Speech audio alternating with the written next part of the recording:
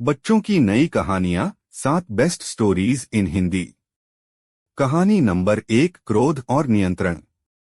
एक समय की बात है, एक राजा घने जंगल में भटक गया। सही रास्ते की तलाश में घंटों भटकने के बाद वो थक गया और प्यास के कारण व्याकुल होने लगा। तभी उसकी नजर एक बड़े से पेड़ पर पड़ी, जहां पर एक डाली से टप टप करती पानी की छोटी छोटी बूंदें गिर रही थी। तभी राजा ने पानी पीने का एक उपाय निकाला और पेड़ के पत्तों का एक दोना बनाकर उसमें पानी इकट्ठा किया। राजा जैसे ही पानी पीने लगा, तभी एक तोता आया और झपट्टा मारकर दोने को गिरा दिया। उसके बाद राजा फिर से उस खाली दोने को भरने लगा। काफी देर बाद दोना फिर से भर गया। राजा ने हर्षचित्त होकर जैसे ही दोने को उठाया तो तोते ने वापस उसे गिरा दिया। तोते की इस हरकत से राजा क्रोधित हो उठा और उसने चाबुक उठाकर तोते पर जोरदार वार किया और तोते के प्राण पखेरु उड़ गए। अब राजा ने सोचा कि अब मैं आराम से पानी इकट्ठा कर अपनी प्यास बुझा पाऊंगा। यह सोचकर वह डाली के वापस पानी इकट्ठा होने वाली जगह पहुंचा तो उसके पांव के नीचे की जमीन खिसक गई, क्योंकि उस डाली पर तो एक जहरीला सांप सोया हुआ था और उस सांप के मुंह से लार टपक रही थी। राजा अब तक जिसको पानी समझ रहा था वह सांप की जहरीली लार थी।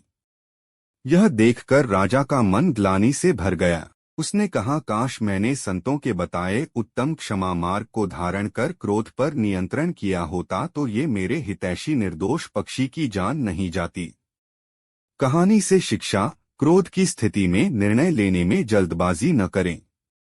कहानी नंबर 2, मुमकिन।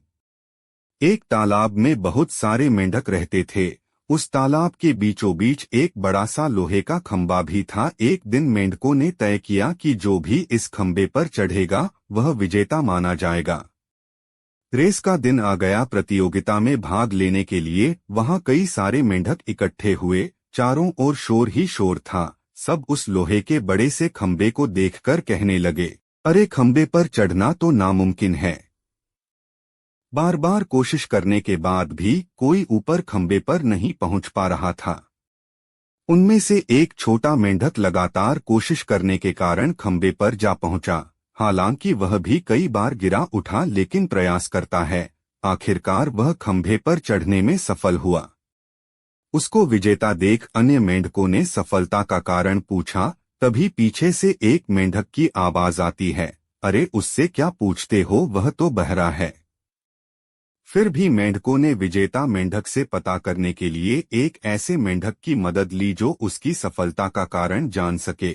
विजेता मेंढक बोला, मैं बहरा हूँ, मुझे सुनाई नहीं देता, लेकिन जब आप लोग जोर जोर से चिल्ला रहे थे तो मुझे लगा जैसे आप लोग मुझसे कह रहे हो कि तुम यह कर सकते हो, यह तुम्हारे लिए मुमकिन है, तो मैंने ऐसा मान लिया कि मैं कर सकता हूँ और नतीजा आपके सामने है।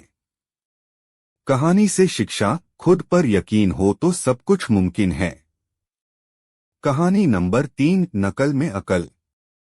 एक पहाड़ की चोटी पर एक गरुड़ रहता था। उसी पहाड़ की तलहटी में एक विशाल वृक्ष था, जिस पर एक कौआ अपना घोंसला बनाकर रहता था। तलहटी के आसपास के गांवों में रहने वाले पशुपालकों की भेड़ बकरियां चरने आया करती थी। जब उनके साथ उनके मेमने भी होते तो गरुड़ प्रायः उन्हें अपना शिकार बना लेता था। रोज यह देखकर एक दिन कौए को भी जोश आ गया। उसने सोचा कि यदि गरुड़ ऐसा पराक्रम कर सकता है तो मैं क्यों नहीं कर सकता। आज मैं भी ऐसा ही करूंगा। उसने भी गरुड़ की तरह हवा में जोरदार उड़ान भरी और आसमान में जितना ऊपर तक जा सकता था उड़ता चला गया। फिर तेजी से नीचे की ओर आकर गरुड़ की भांति झपट्टा मारने की कोशिश की, किंतु इतनी ऊंचाई से हवा में गोता लगाने का अभ्यास न होने कारण वह मेमने तक पहुंचने की बजाय एक चट्टान से जा टकराया, जिससे उसका सिर फूट गया, चोंच टूट गई और कुछ ही देर में उसकी मृत्यु हो गई। कहानी से शिक्षा: अपनी स्थिति और क्षमता पर विचार किए बिना किसी की नकल नहीं करनी चाहिए। कहानी नंबर 4, जियो जिंदगी।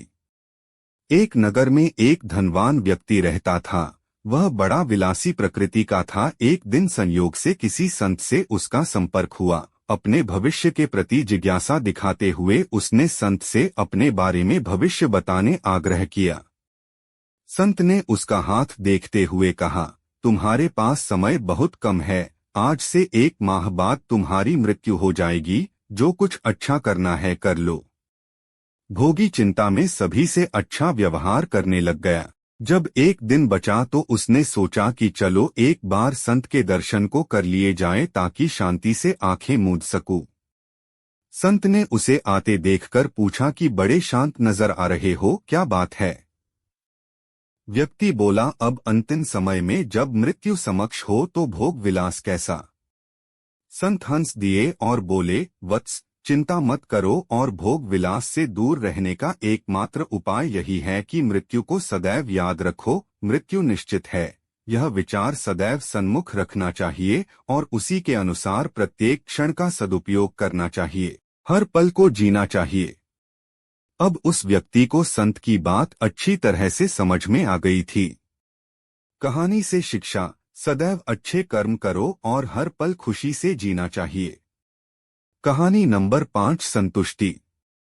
एक बार भगवान बुद्ध के शिष्य आनंद ने पूछा, भगवान, जब आप प्रवचन देते हैं तो सुनने वाले नीचे बैठते हैं और आप ऊंचे आसन पर बैठते हैं, ऐसा क्यों? भगवान बुद्ध बोले, यह बताओ कि पानी झरने की ऊपर खड़े होकर पिया जाता है या नीचे जाकर? आनंद ने उत्तर दिया, झरने का पानी नीचे गिरता है, उसके नीचे जाकर ही पानी पिया जा सकता है। भगवान बुद्ध ने कहा, तो फिर प्यासे को संतुष्ट करना है, झरने को ऊंचाई से ही बहना होगा। आनंद ने हाँ में उत्तर दिया। भगवान बुद्ध यह सुनकर भगवान बुद्ध बोले, आनंद, ठीक इसी तरह यदि तुम्हें किसी से कुछ पाना है तो स्वयं को नीचे लाकर ही प्राप्त कर सकते हो और तुम्हें देने के लिए दाता को भी ऊपर खड़ा होना होगा। यदि तुम समर्पण के लिए तैयार हो तो तुम एक ऐसे सागर में बदल जाओगे जो ज्ञान की सभी धाराओं को अपने में समेट लेता है। भगवान बुद्ध ने फिर कहा कि इतिहास गवाह है कि वही लेने वाला सबसे ज्यादा फायदे में रहता है जो पूर्ण समर्पण और विश्वास के साथ पाना चाहता है, जबकि अविश्वास के साथ पाने की इच्छा रखने वाला हमेशा स्वयं को रिक्त ही महसूस करता है। कहानी से शिक्षा, पूर्ण समर्पण और विश्वास के साथ कुछ भी पाया जा सकता है। कहानी नंबर 6, समझ का फेर। एक भिक्षुक जंगल से लकड़ियां चुन रहा था कि तभी उसने देखा कि एक बिना पैरों की लोमड़ी पेड़ के नीचे बैठी थी। उसे हैरत हुई कि वह बिना कुछ खाए पिए कैसे जिंदा है। अचानक वहां शेर आ गया। भिक्षुक ने देखा कि शेर ने एक हिरण का शिकार किया था और उसे जबड़े में दबाकर लोमड़ी की तरफ बढ़ रहा था। उसने लोमड़ी पर हमला नहीं किया, बल्कि खाने के लिए मांस के टुकड़ा डाल गया। अगले दिन वह फिर वहां आया और छिपकर शेर का इंतजार करने लगा। आज भी वैसा ही हुआ। भिक्षुक ने अपने आप से कहा कि यह भगवान के होने का प्रमाण है। वह जिसे पैदा करता है उसकी रोटी का भी इंतजाम करता है। ऐसा सोचते हुए वह एक वीरान जगह पर जाकर एक पेड़ के नीचे बैठ गया। पहला दिन बीता पर वहां कोई नहीं आया। दूसरे दिन भी भिक्षुक की तरफ किसी ने ध्यान नहीं दिया। वह भूखे मरने लगा। तभी एक महात्मा उधर से गुजरे। भिक्षुक ने अपनी व्यथा सुनाई। महात्मा बोले, तुम ये क्यों नहीं समझे कि भगवान तुम्हें शेर की तरह देखना चाहते थे, लोमड़ी की तरह नहीं। कहानी से शिक्षा, जीवन में भी ऐसा कई बार होता है कि हमें चीजें जिस तरह समझनी चाहिए उसके विपरीत समझ लेते हैं। कहानी नंबर 7, काम की 4 बातें। एक राजा की सुंदर वाटिका में लगी अंगूरों की एक बेल को एक चिड़िया ने नष्ट कर दिया। एक दिन राजा ने उसे पकड़ लिया और मारने लगा। उसने कहा, राजन, मुझे मत मारो, मैं आपको ज्ञान की 4 बातें बताऊंगी। राजा ने कहा, जल्दी बता। चिड़िया बोली, हाथ में आए शत्रु को कभी मत छोड़ो। दूसरी बात यह कि असंभव बात पर कभी भूल कर भी विश्वास मत करो। और तीसरी यह है कि बीती बातों पर कभी पश्चाताप मत करो। राजा ने कहा, अब चौथी बात भी जल्दी बता दो। चौथी बात रहस्यमयी है, मुझे जरा ढीला छोड़ दें क्योंकि मेरा दम घुट रहा है। जैसे ही राजा ने अपना हाथ ढीला किया, चिड़िया उड़कर एक डाल पर बैठ गई और बोली, मेरे पेट में 2 हीरे हैं। यह सुनकर राजा पश्चाताप में डूब गया। चिड़िया बोली, ज्ञान की बात सुनने से कुछ नहीं होता, अमल करने से होता है। मैं आपकी शत्रु थी, फिर भी आपने मुझे छोड़ दिया।